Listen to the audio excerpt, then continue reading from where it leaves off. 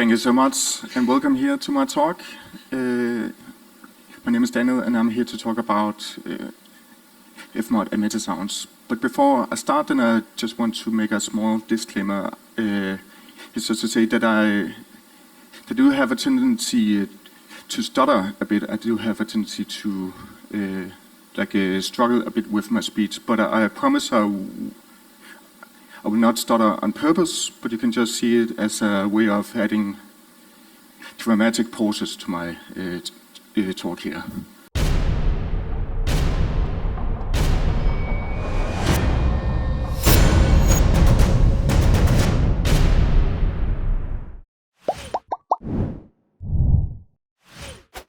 I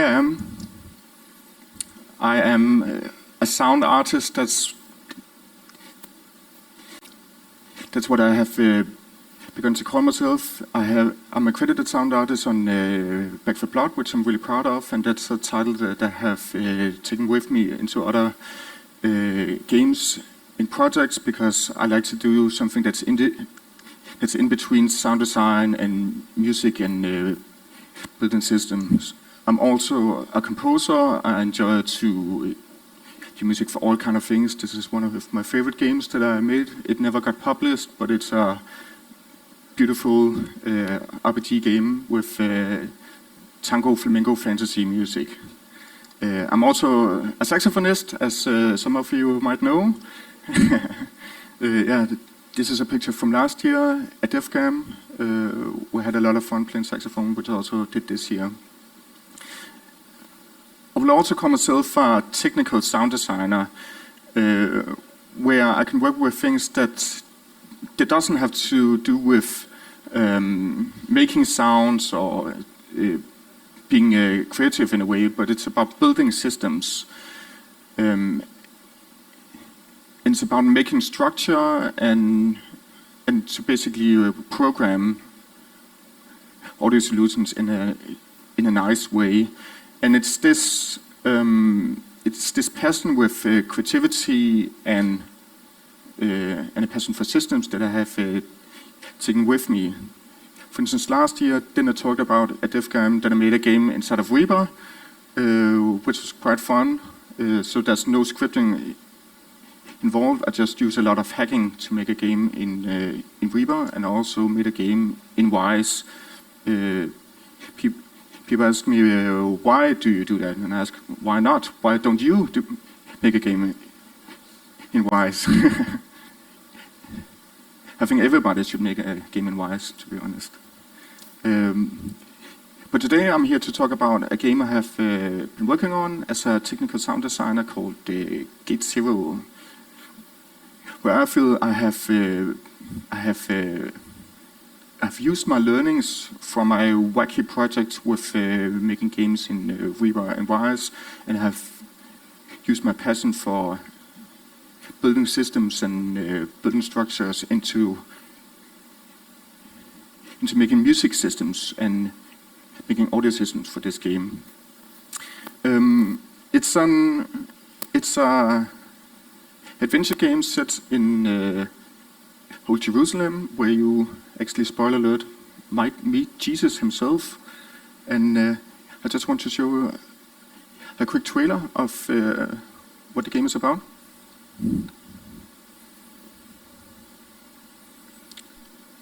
Should I click one more time? My magnificent ultimate time machine is ready. Let's travel back in time and solve Grandma's mystery.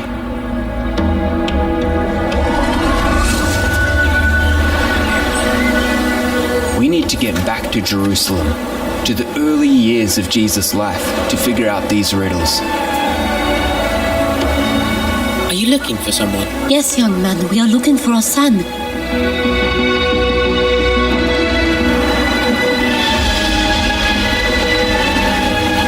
This is Max, and he is looking for Yeshua.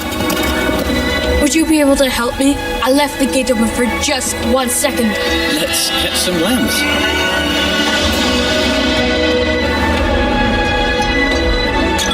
What is that? People of Jerusalem, what do you want me to do? With this man you say is king of the Jews.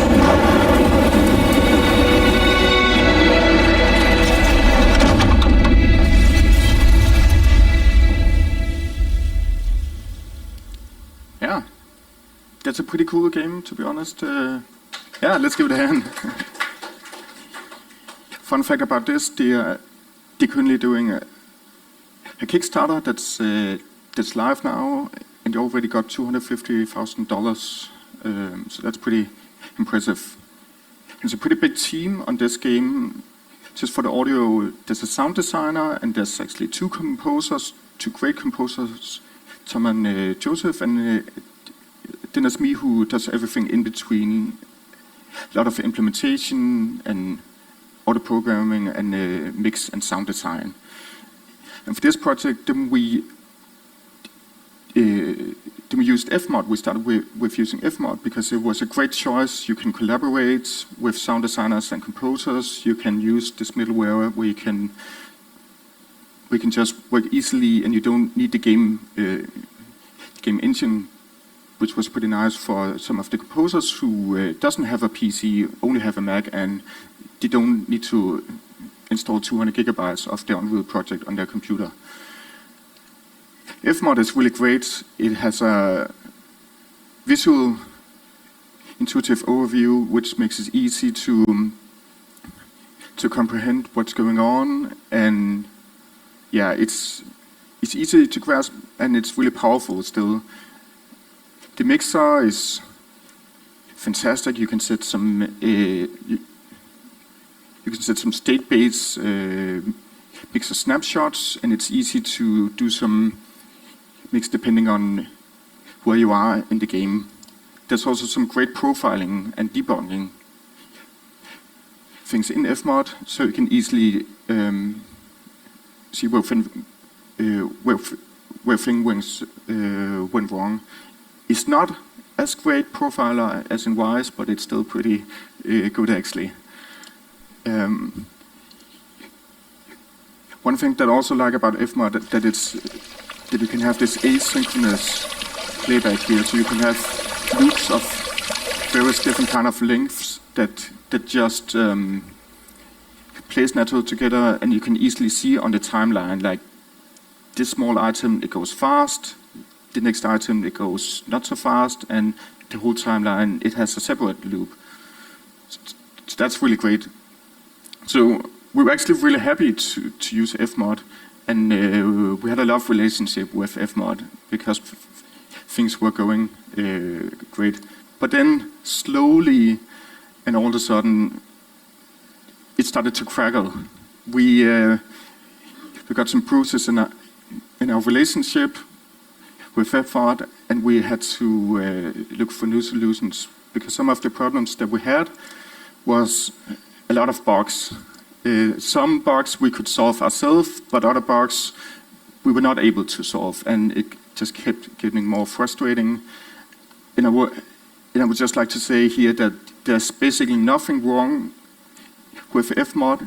It's a fantastic software, but it's probably how we used FMOD and how we are not used to dealing with all of these bugs here.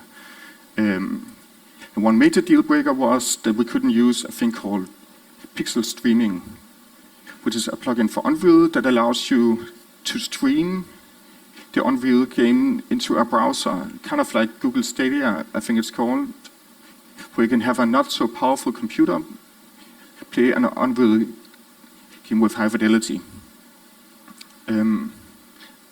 So we had some serious discussions. What should we do now? Should we find some other middleware, or what should we do? But we actually didn't have to look that far. We found that we could maybe look at Metasounds, because while we were doing this project, we were working on Unreal 4, but then Unreal 5 came along with Metasounds, which has a lot of great new audio improvements to the engine. Some of them are still new and experimental, but we actually decided that we could give it a chance and see if we could build it ourselves. The producer, he asked me how many how many days do I need to convert FMOD to Metasounds? And say, days, it's not about days, it's about months. And it is really a long project to convert everything. It's not just about replacing sounds from FMOD to Metasounds. You have to build whole new systems yourself. And it's one of those systems that I want to talk about here. But I see that you can have easy, cheap, and good when it comes to audio software. And so I tried to like split it up here. If you want easy and good, then you can have FMOD. I'm not putting it on cheap here. It can be cheap if you have a low budget production, but we actually exceeded the budget limitations. We had to pay a high fee for FMOD. If you want it cheap and good, then you can get Metasounds. And I'm putting cheap here because the cost is your own man hours. There's no license to Metasounds, so it just depends on how many hours that you put in here. And then lastly, if you want easy and cheap, then you can just soundtrack that MP3, put it on a loop, call it a day. But that's not a great solution. And if you want all of them at the same time, then you're dreaming. It's not going to happen. There's no perfect solution for these kind of things. So you have to choose which two are most important for you here. Yeah, and I know that Mads from Wires, he has some strong opinions about man hours and the cost of middleware or something, but this is just my take on it for our project, and I totally respect that it might be different from each of your own project. It might be different from a AAA game. This is like a kind of AA game in a way, like a kind of small, big production with maybe 30, 40 people. So this is what works for us. And what's good about Metasounds in Unreal, there's live editing. Since it's so integrated with the engine, it's actually really easy to do some quick fixes, and there's not a long way from making a sound to play it in the engine. You don't need to build sound banks or have events or anything like that. So there's a short way from sound to engine. And the cool thing is that you can build your own middleware. You can, if you have the time, you can build your own FMOD, and you can build your own wires to some degree. It must take a really long time, but sure, anything is possible. You can customize your workflow to your game if you have some special needs. Some bad things about Metasounds and sounds in Unreal are that it can be hard to visualize what's going on. We saw some picture of FMOD before, beautiful display and the nice graphics and everything. In Unreal, you have to deal with float values like numbers in the matrix property window. So it's a bit more abstract working with audio in that sense.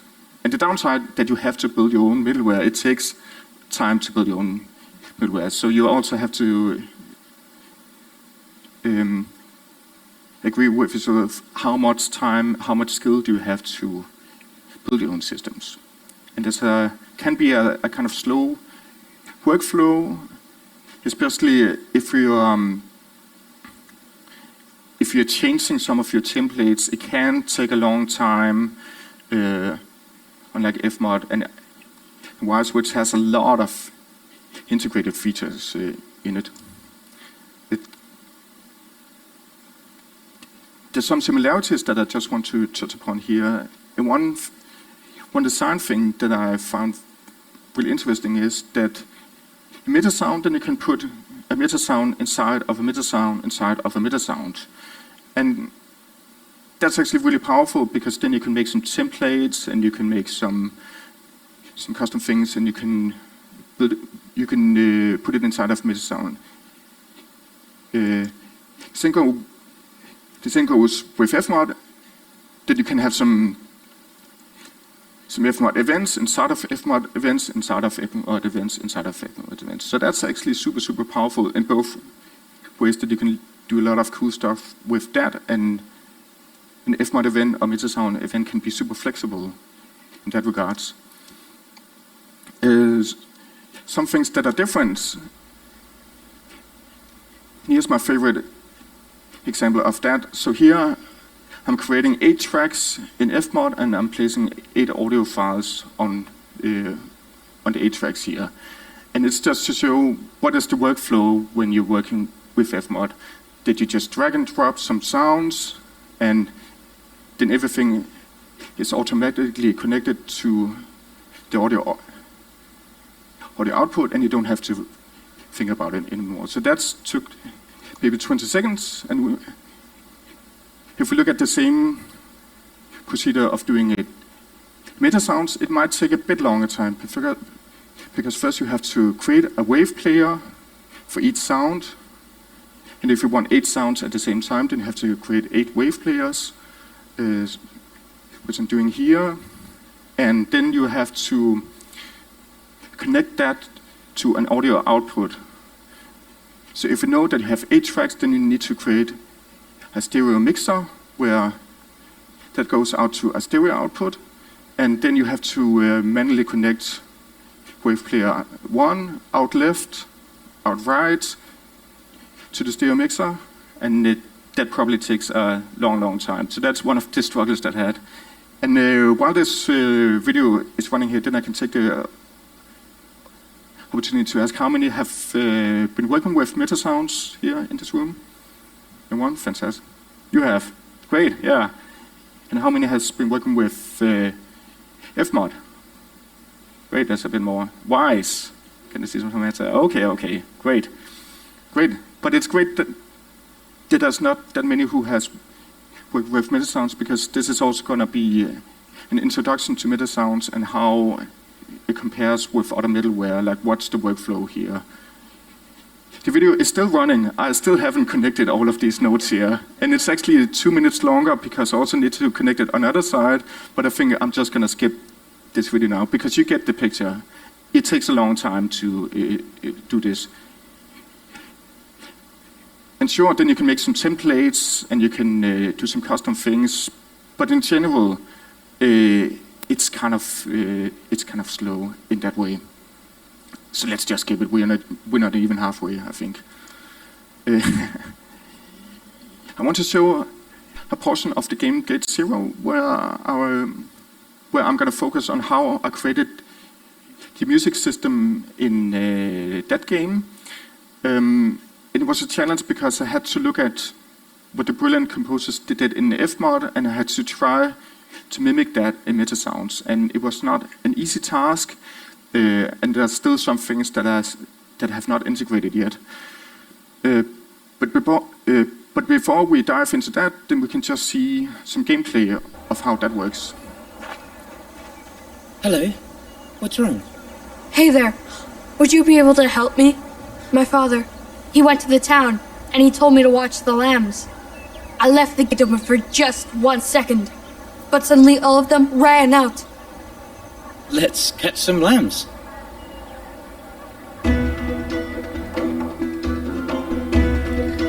So some intro music here, some lobby The music. lambs are running around the field. Now and then they will stop to eat at food stations. Once the lambs are distracted by the food, you can catch them and bring them back to the pen. Be careful, wolves are in the area. And then here we switch to some other music.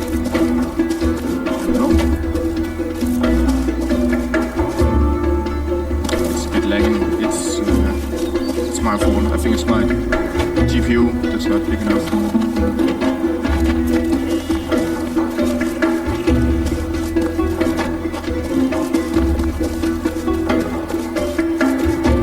Then it's basically just a music loop that's playing here with what I call light tension.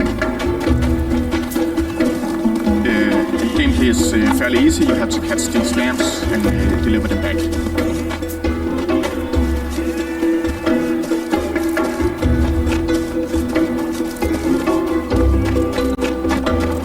A hungry wolf is approaching.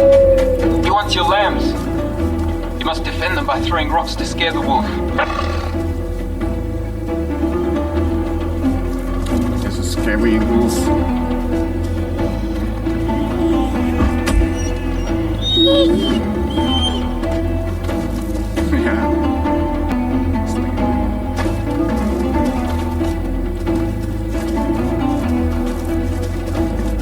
We go back to the other music again.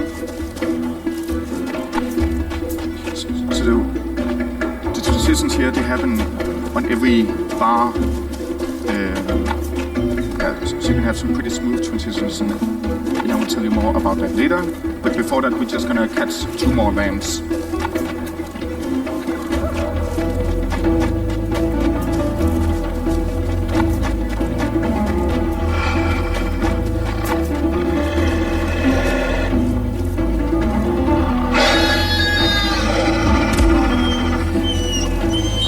It's a pretty violent game.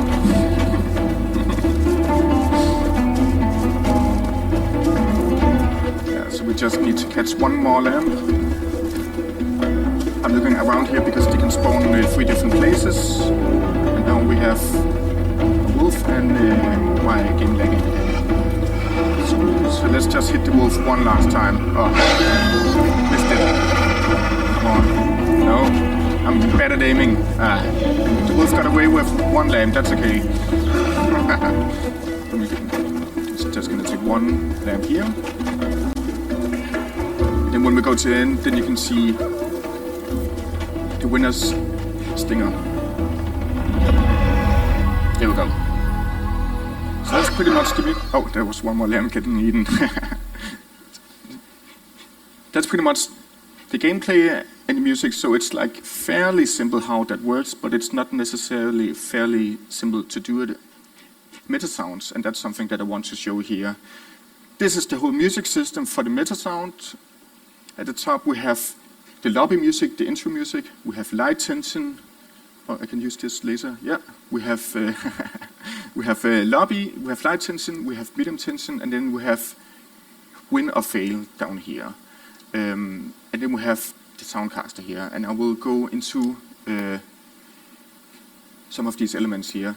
Here I pretty much built my own wire Soundcaster in a way. A lot more simple because I can just play some stuff here. I cannot do anything else, but I probably could design some more things. So I can press play, I can say lobby, I can stop, light intensity, medium, fail, win, and so on. And if we look at the lobby music, then there's different things going on. And if you're not used to Metasounds, then it might look a bit complicated. And it was also complicated for me when I started out, because when I started out using it, I had no idea how to actually get sound from it. But now I think I'm fairly competent in it. So if we look at these 2 here, these are triggers. So it's either when the music plays, or then we go to the lobby trigger that plays this wave. Oh, now I press black. Oh, there we go, laser. That plays audio from this wave player here, and this is a template that I made that can play 4 layers of audio at the same time. I will talk more about that. Here we have some things that can stop the audio. So if it's medium intensity light or fail win, then we trigger any of these, and then these are triggered in order to the beat synchronization in it. So we have 13/8, that's the meter of the music here, and music is triggered on the next bar here. This is also a template that I made that I will talk more about. If we look at the win-lose segments here, we can play the 2 triggers, and this is fairly simple because you can either play the win stinger or the fail stinger. It's just a 1-shot segment, so it doesn't need to go back and loop to the other segments. So this is the end of the music. There we go. If we look at the metronome here, this is the basis of how I can synchronize all of the music. And that's something that's built in FMOD, it's built in Wise, built in other things, but it's not built into Metasounds. You have to make your own systems for that. And the good thing about Metasounds that it's sample accurate, so you don't have drifting in the audio. It's always synchronized to sample accuracy. But in order to achieve that, you have to build some system for that. And here's the metasound for the metronome. And by the way, I also kept track of which metasound we're in, so you can see down here, this is metasound template metronome. Because it can be a bit confusing with all the layers and all the templates that I have. So you can always look down here to see where we are. So now we are in the metronome template, where with this one, it basically triggers something on each beat and each bar, and you can set the value of the beat if it should be 8/4 or 9/8 or something like that. That's these two values here. And then you play a sound on every beat and a sound on every bar that you can then turn down and up here, and that also activates a trigger that you can then use to play more sounds from that. Does it make sense so far? Okay. If we go back to the music system here, then we can take a look at this one here, because this I like to call 4-layer horizontal. And this plays some music stems, 4 music stems at the same time, and also delivers a natural crossfade. So we can take a look at that. The most important things here is we have layer A, B, C, and the main layer. And then we also have the division of the beats and the BPM, so we can synchronize that. Let's open that up and see how it looks inside. So we have the main layer, layer A, B, and C. These are played at the same time. And here we have a event that can stop all the music. Down here we have a crossfade. So we have a fade in, we have a fade out that we can determine. And lastly, we have the audio output. If we look at the crossfade here, then we can, then there's this function called BPM 2 seconds, which is really awesome, because then I can just feed it with what's the BPM for the music, what's the fade out beats, how many beats do I want it to fade out, how many beats do I want it to fade in. So I can have some customized control of that. And just to be aware, like, this is what you're looking at when you are dealing with these kind of things in Metasounds, and this is how it looks in FMOD. You have a visual layout, you have envelopes, you have graphics. It just makes sense here. But with Metasounds, then it's more abstract. Then you have some values that you have to keep track on in your head.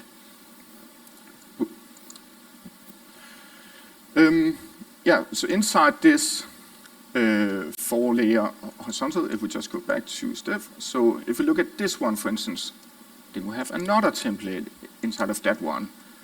So we have templates inside of templates inside of templates, pretty much. So we feed all of these things inside of the new template here, which is just called template horizontal. So this is just one layer of the 4 layers in the whole music here. We can open that up with a cheesy transition here. And now you're probably kind of used of 3D Metasounds, at least to some degree, so you can maybe kind of quickly get an overview of what's going on here. So you have play, you can play layer A or layer B, or you can stop the music, or you can have some musical crossfading, and the audio output here. And what I call crossfading here can also be called dovetailing or horizontal sequencing. It's basically when you have a music stem with a tail on it that needs to overlap with another music stem, so you don't get this rough cut at the end, but you can play the tail at the same time when you have some music. Actually, let me just show this graph here. Because, yeah, this is what I call dovetailing, horizontal sequencing. It's probably called many other things. You have one music stem, it ends here. When the same music stem plays again, while this tail plays here, so you can have some fade outs while you play the new music stem. That's also something that's easy to do in Wise and easy to do in FMOD. Not that easy to do in Metasounds here. So that's also why you have to build it yourself. And the way that works is basically that it first plays layer A here and then waits amount of time, let's just say 2 bars, and then it plays this one while this one fades out at the same time. So there's always 2 tracks going at the same time for one music stem. Yeah, and here's a stop function where I basically just say that it stops after a certain amount of beats, just to be sure on that. Yeah, and if we go back again, we have this template horizontal that we just opened up before.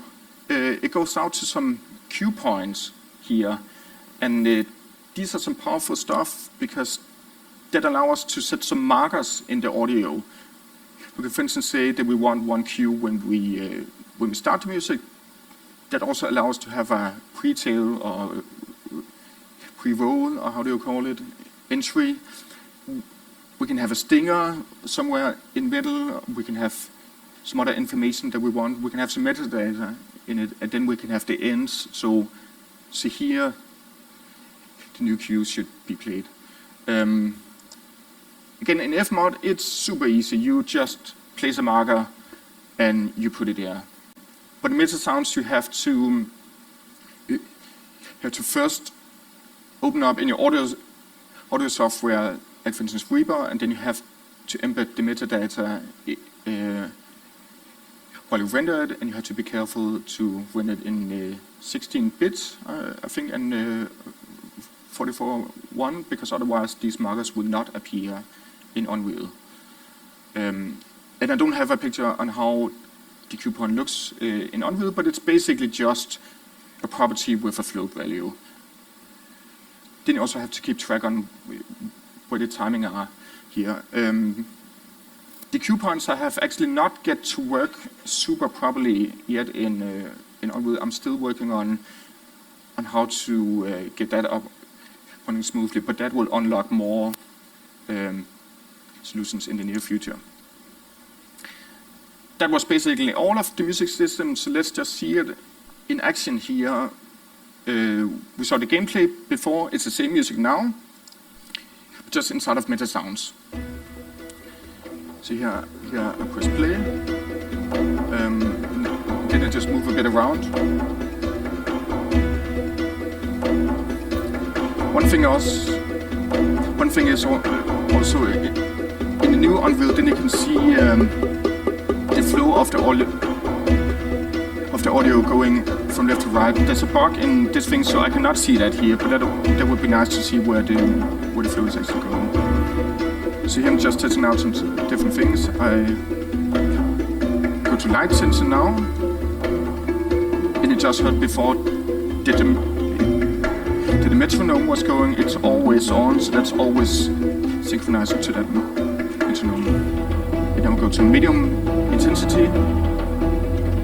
There's a transition on the next bar with fade in on 3 beats and fade out on 3 beats, so it's kind of smooth. Go back again.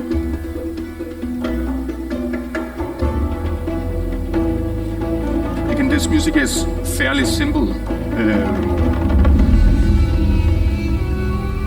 Yeah, that's the fail stinger.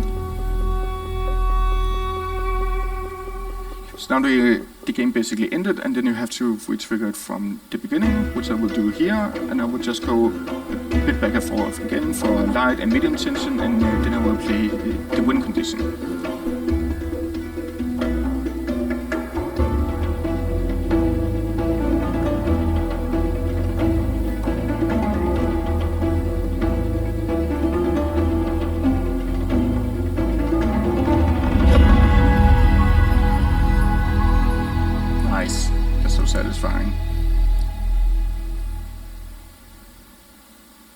that's pretty much all of the music system here from the gameplay that you heard.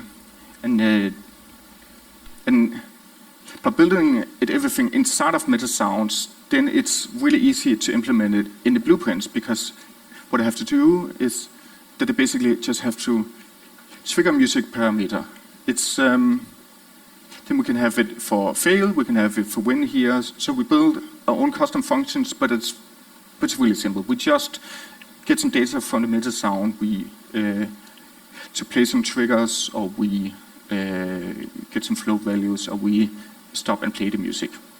So the implementation from here is actually quite easy when you have built all the systems up in Metasounds. So in that way, Metasounds can be kind of a small middleware where the composers, they can maybe only focus on working in Metasounds, and then you can have other people integrated in the blueprint.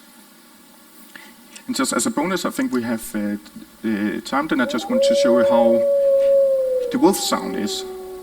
So it starts with a howl here, and develop some snarling sounds. I have 30 different sounds here. I can do some pitch variations and so on. And then I can combine them. There's a side chain. There we go. So side chains the snarling sounds, and then we hit the wolf here. Yeah. So that's just a quick example on how you can use Metasounds for your sound design. And with all that, then I want to take a look and what's next. So this is what I have come to so far in maybe 3-4 months or something, but there's a lot left to do. I barely scratched the surface of what's possible with Metasounds. And some of the things that I'm looking for is to do transition segments, and I need to figure out how to use the cue points properly, because then you don't need to go from A to B, but you can go from A to B via a transition segment, and you can maybe have that state dependent on where you are in the music, and that's something that needs to be unlocked, but it needs to be done right. In the new version of Unreal Editor, they will unlock up for editor scripting, which I'm really looking forward to, because that means that I can then read data from editor sound in the blueprint and give it back to Metasounds. So I can customize Metasounds from some custom scripts that I built. So I hope that with the editor description, that I don't have to manually feed all the audio notes left, right, left, right. Then I can build some script to automate that and to do some batch editing for Metasounds, because that's definitely going to speed up the workflow a whole lot. And I'm also working on making the audio and making the music more visualized, to make it maybe look a bit more like FMOD. Unreal does have a wave editor. You can only see one wave file at a time, I think, but just to be able to maybe see the wave file while you're playing it inside of Metasound could be nice. There's no mixer inside of Unreal. You have to build it yourself. That's also something that is possible, so I would love to see some peak value RMS, or maybe even some loops values that could be awesome as well. Yeah, there we go. And some things that I have learned, and I want to also go further into, is maybe not only rely on Metasounds, because you can use what's called quirks, which is basically just a metronome that I showed earlier. It's an ability to sync things up in Unreal that's not only with Metasounds. And if I do that, then I can use Blueprint to create a music system which unlock for some more features. There's some downsides and there's some upsides to that, but it is possible to do the same things in Metasounds, just in a different way. Also found out that it's really important to have documentation, especially if I'm not there anymore. Like, I'll build up all the music systems, so if a new person has to take over, I just want it to be clear and precise what I have done with the work here. And I'm also really careful on how can I collaborate with others, because with FMOD, it's easy to just share the middleware with other sound designers. I don't know quite how it is with Unreal. Sure, it can be done, but I also know that some composers or some sound designers, they're not that technical that they can create all of these systems themselves. So I want to build system for others that's easy for composers to use, so that's easy for sound designers to use, so you can easily collaborate on these kind of things. And this is all I have to say for now, and I just want to say thank you for listening, and yeah, scan this QR code for some social links if you want to get in touch with me. Thank you very much. Thank you, Daniel. That was super inspirational and like a deeper look into Metasounds. Do we have any questions from the audience? Yeah. Oh, wow. Okay, let's start with you guys. I have a lot of questions too. Hello, Daniel. First of all, thanks for the presentation. It was very motivating to actually get to more of building my own tools and templates, because Nice.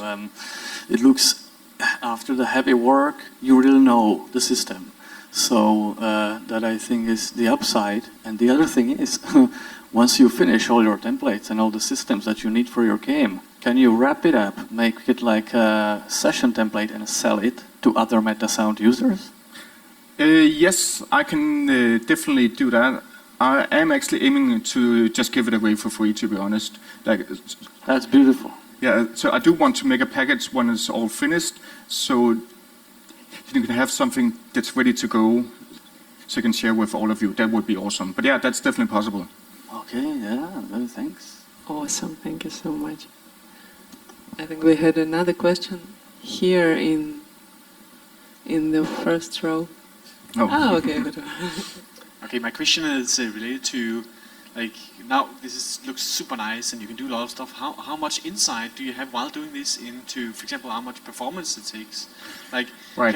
when you have 100 sheeps and all of these have a sound on them, like, do you know if there's any way to limit that or have a better insight into it? Yeah, there's a lot of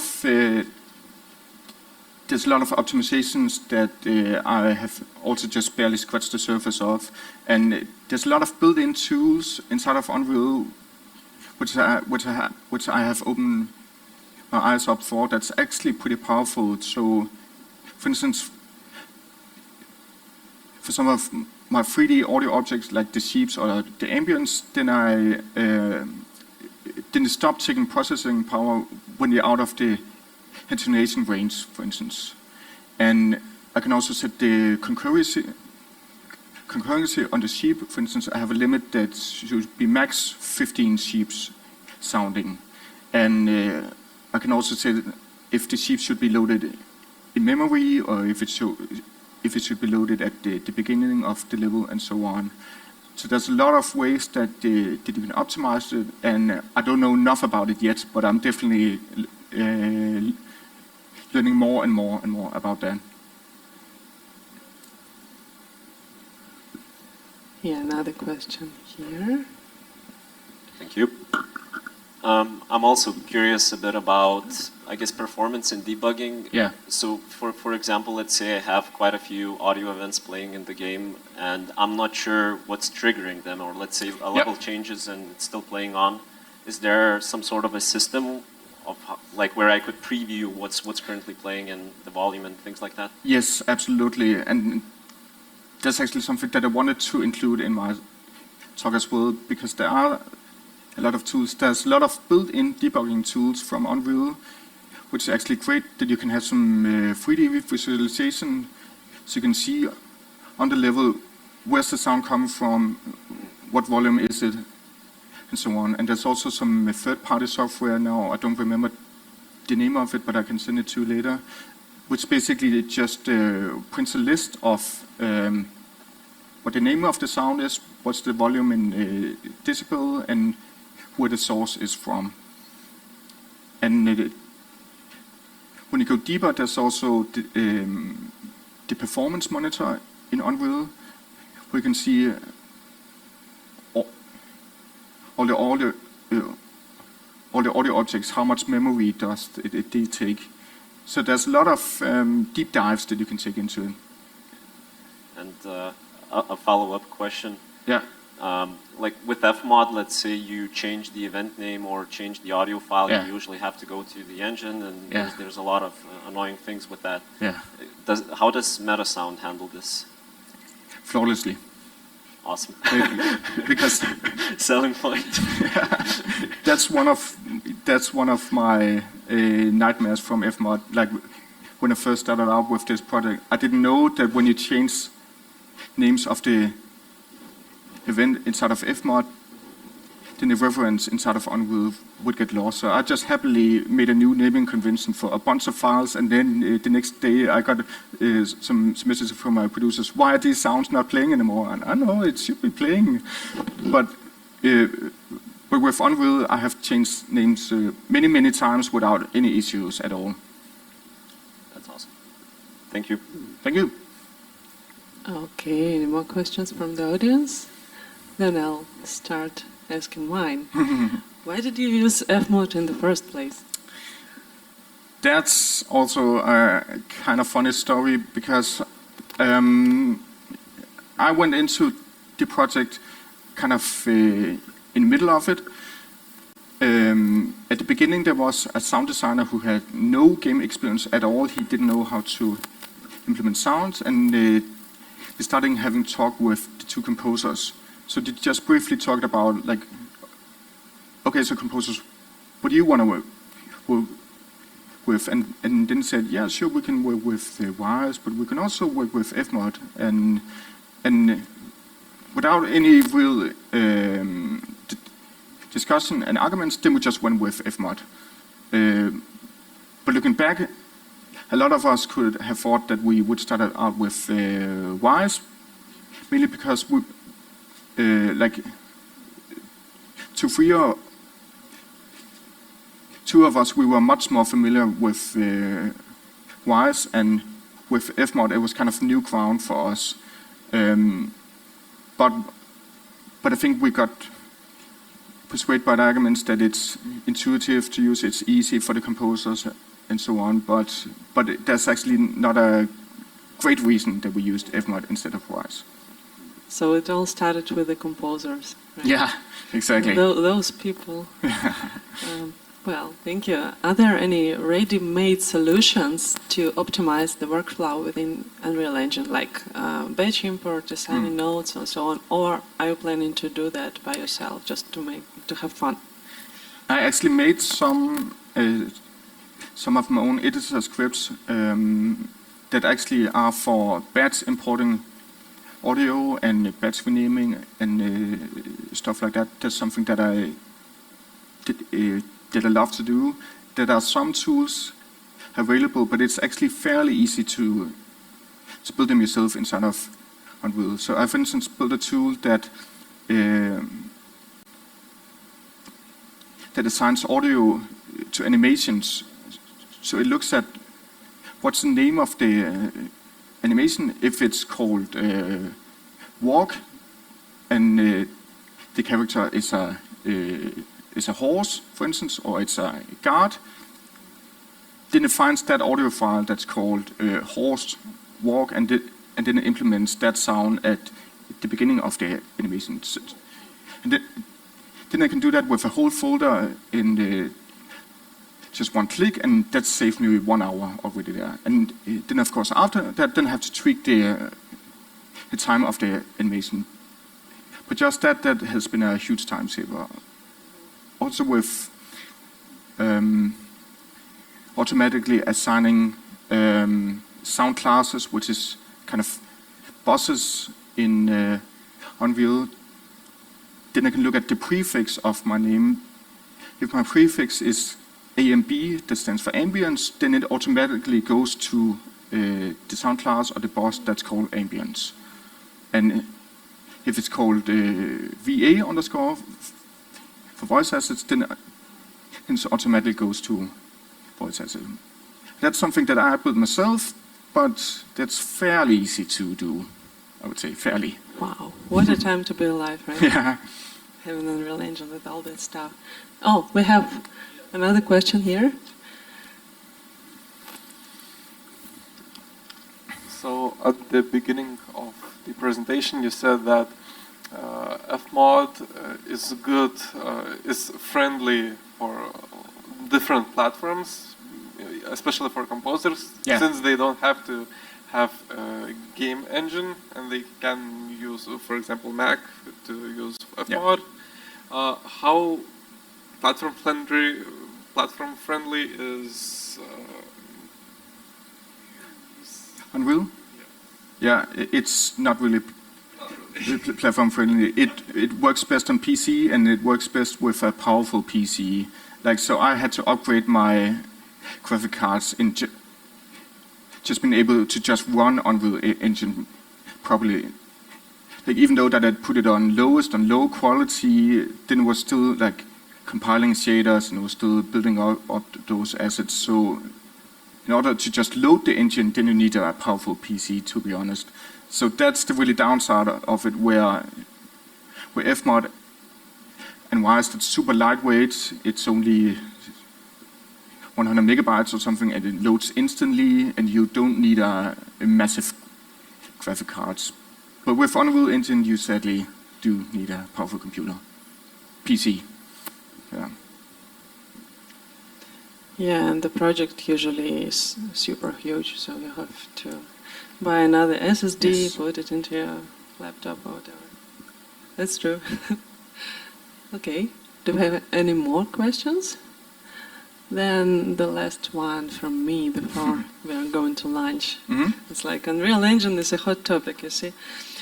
So you mentioned that you were going to write code with sharp documentation for the person that comes to see it.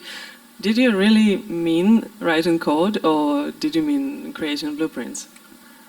Oh no, I meant blueprints, yeah. Ah, okay, so no ChatGPT creating C++ code, right? No, but I have tried with ChatGPT to make some codes for Unreal. It didn't work that well, but I tried. That's a topic for the next year, maybe? Yeah. I also tried with ChatGPT to write some documentation for me, and it actually works really well if it just explains how the blueprint looks like. But that's a lot of manual labor, because then I say, okay, at the first we have a trigger that goes into a branch that's called this, and we have a wavelet, then I have to write all the text, because ChatGPT or any other AI software cannot take the image of the blueprint and then do something with that. So if it would be a C# code, for instance, or Python and anything else, then I actually have tried, like, write a documentation for this code, and then it instantly comes out with beautiful documentation. So that's also something that I'm looking into. How can I quickly write documentation for blueprints in a lazy way? Yeah, that's a sweet tip. Thank you very much. Okay, so one round of applause for Daniel. Thank you very much. Thank you. Thank you so much for coming.